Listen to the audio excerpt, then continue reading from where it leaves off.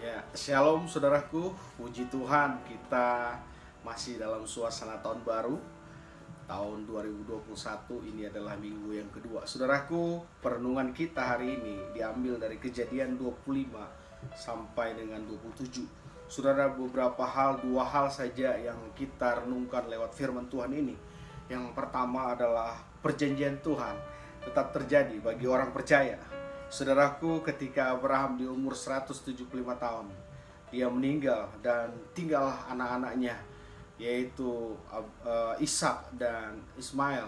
Saudaraku, Ishak diberkati Tuhan, saudaraku, karena dia adalah anak perjanjian, saudara.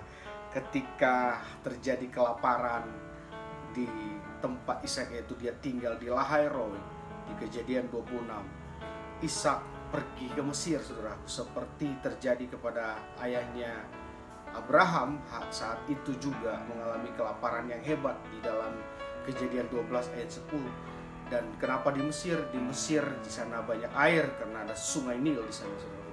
Namun dalam perjalanannya Ishak didatangi Tuhan dan akhirnya Ishak taat melakukan apa yang Tuhan mau, dan akhirnya dia tinggal di Gerar. Di Gerar, saudaraku, apa yang terjadi? Ishak mengalami berkat Tuhan. Perjanjian Tuhan terjadi terhadap Ishak, saudaraku. Wow, Ishak dikatakan bahwa dia diberkati di Gerar bahkan 100 kali lipat, dan bahkan dibilang dalam firman Tuhan dia semakin kaya, saudara. Namun dia punya tantangan di negeri orang asing, saudara, di mana raja orang Filistin Abimelek dia merasa tidak nyaman dan akhirnya dia diusir. Dan akhirnya dia menetap di lembah Gerar. Di lembah Gerar, pertanyaannya, apakah Ishak diberkati? Wow, Ishak diberkati Tuhan, saudaraku. Luar biasa, saudara. Kita belajar dari Ishak bahwa janji Tuhan tetap terjadi, berkat Tuhan buat orang percaya. Tapi apa yang dilakukan oleh Ishak, kita belajar ada 4 hal yang dilakukan oleh Ishak. Yang pertama, Ishak taat, saudaraku. Yang kedua, Ishak percaya bahwa janji Tuhan pasti terjadi. Di dalam Kejadian 26 ayat 3, 22, dan 24, saudaraku. Lalu Ishak tidak lupa mesbah dengan Tuhan, saudaraku. Di dalam Kejadian 26 ayat 25. Lalu Ishak selalu rendah hati dan mengasihi dalam segala tantangannya. Kejadian 26 ayat 26 sampai 30. Itu yang pertama, saudaraku. Yang kedua, hal yang kedua yang kita renungkan lewat firman Tuhan, bahwa Tuhan rindu keluarga diberkati Tuhan, saudaraku.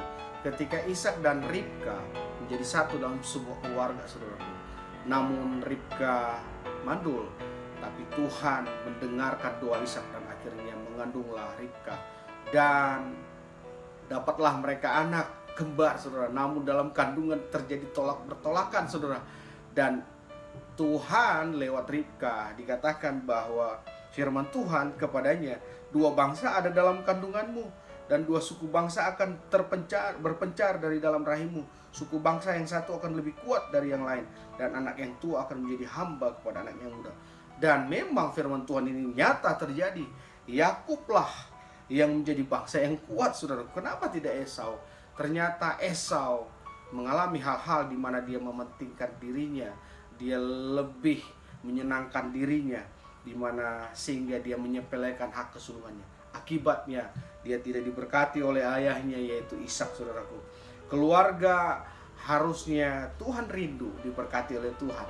Dan kita belajar dari pola asuh antara Ishak dan Ribka. Kita melihat bahwa kurang adil dan bijaksana. Kenapa Ishak lebih sayang kepada Esau dan Ribka lebih kasih kepada Yakub? Sebenarnya ini tidak boleh terjadi, saudaraku. Namun kita belajar bahwa orang tua harus memberikan yang terbaik.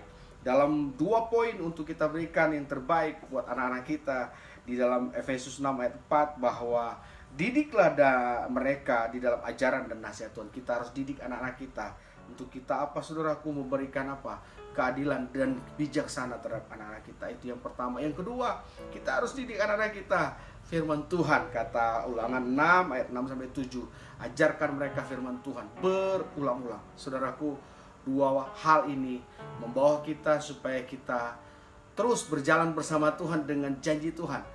Dan Tuhan rindu keluarga-keluarga diberkati Tuhan. Saya percaya ketika keluarga diberkati Tuhan, maka gereja diberkati Tuhan. Ketika gereja diberkati Tuhan, kota dan bangsa diberkati Tuhan.